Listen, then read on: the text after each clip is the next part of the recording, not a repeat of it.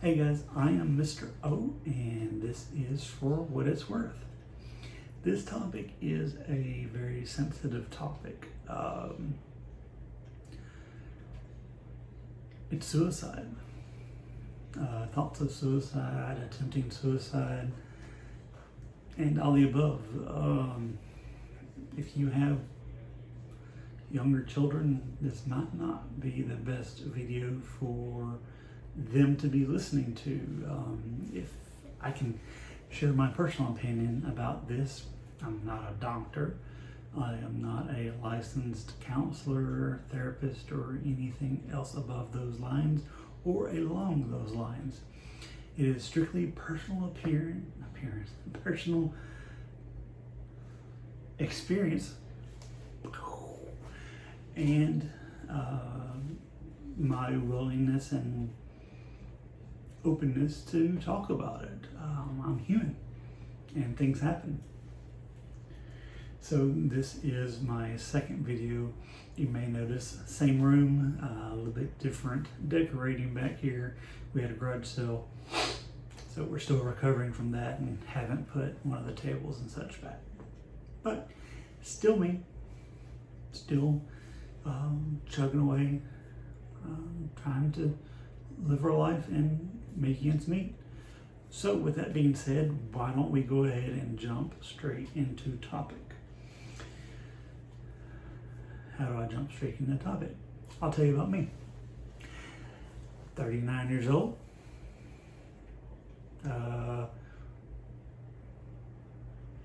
Probably had suicidal thoughts from the age of about 10, I guess, maybe younger, I'm 39 now, 35? I honestly don't know how long I've been on this medication now, but I will tell you this, I am a big fan of it.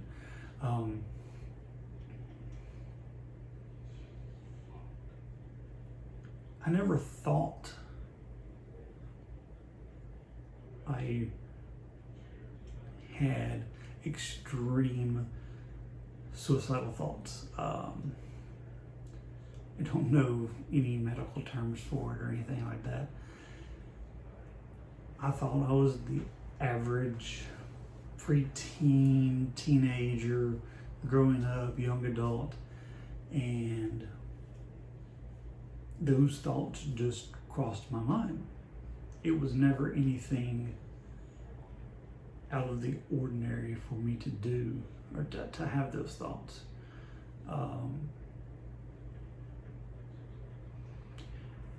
My wife and I were actually sitting in the living room again a few years ago. I don't remember what movie we were watching or anything, but it crossed my mind, and I looked at her and I'm like, hey, how many times have you thought about killing yourself? And of course she looks at me with a stunned face like, what the hell do you mean? How many times have I thought about killing myself? And of course her initial answer was like, none.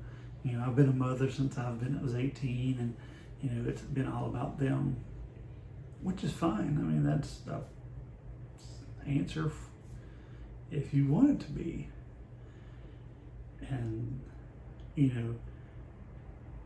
it took her a minute, and she responded finally. She goes, maybe a couple of times, but because I've been a mother since I was 18, of course I never attempted to go through with it, or I never thought it through to completion. And which is good, because I love her a lot, and I don't want to lose her in that manner. And anyway, I digress about that. Well, anyway, I was just okay, and kind of went back to watching the movie. And then of course she looks at me, well, how many times have you thought about killing yourself?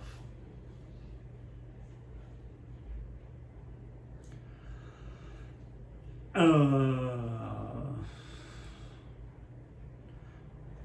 don't know, once, twice, a day. And of course, she gets the big eyes again, like, oh my God, I've got a suicidal husband.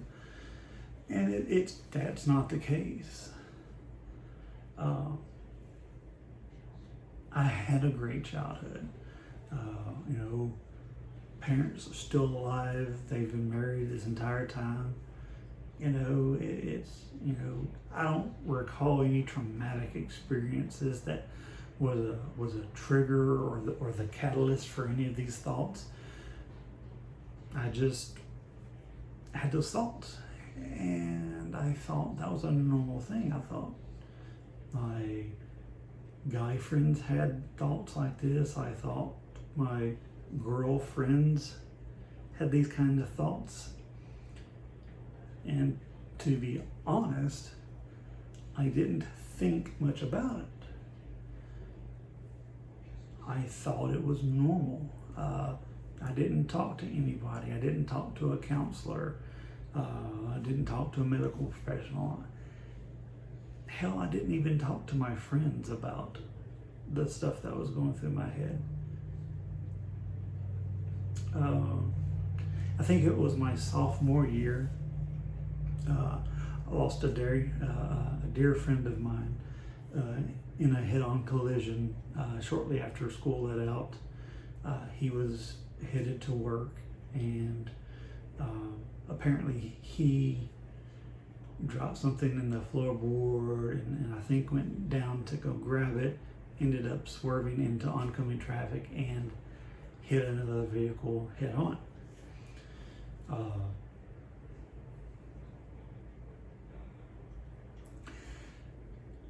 Still very difficult for me to talk about, even after all these years. But I don't know why, for me, that was like the closest I ever came to doing something like that. I was very close to considering ending my life because I lost one of my best friends. Happily, I did not do so, but that was definitely a close moment for me. But again, I didn't talk to anybody. I didn't feel like it wasn't strong enough feelings that I needed to talk to somebody. Jumping forward years after me talking to my wife, and my wife giving me the big eyes like, oh my God, I realize now that it was probably something I might have talked to someone sooner, but I didn't. And I still think I came out okay. After that conversation with my wife, I did make an appointment with the primary care physician. We talked about it, and I actually got on a antidepressant, anti-anxiety medication called Cymbalta, which works fantastic for me. Has worked for several years, I believe. The thoughts are still there, dramatically reduced. It's weird. It's almost like if I have a thought along the suicidal, lane, the best way I can describe it is it almost like it bounces off. Like it will actually, I'll have the thought, and it'll be going to another neuron receptor, and it actually bounces off. Like, what the hell are you trying to think, or what the hell are you trying to do? You don't think like this anymore. And it's a cool thought, but difficult to personify in a way that I can describe what my mind or my brain is actually doing during these thoughts. You know, in a previous video I did touch on the anxiety. In a future video I'll probably touch on it some more, because I am not the biggest fan of the first video, but I feel it would be wrong for me to take down that video that could possibly help someone. It'll just go into the archives and be like, you know, hey, look, this was my early stuff, and it's kind of cringeworthy, but, you know, hey, maybe it helps. There's situations at work where, you know, things are going on, and, you know, multiple people are coming at me, trying to get me to do things, or the same person, you know, just bombarding me with stuff. And I would be to the point where, look, you know, if you know, if I hear this one more time, I'm gonna go play in traffic. The sad part was like, my brain was really thinking it, but like, I couldn't. Now, for my personal feelings about suicide, I've got, you know, I am not aware of any of my people that I grew up with attempting suicide or witnessing a suicide or anything along those lines. But my personal opinion on suicide is that it's chicken shit. Those of you from maybe different areas of the world, or even different parts of the United States, I don't know if you understand the gravity of that word here in the South, but it's chicken shit. I mean, it's the most cowardly thing that you could do, in my opinion. The way that I've described it as, you know, it's weighing down on you. It's the weights on your shoulders, the worry and the stress is just on your soul. And what you're doing is, if you commit suicide, you were taking all of your stress, all of your anxiety, all of your problems, putting them in this little bottomless box,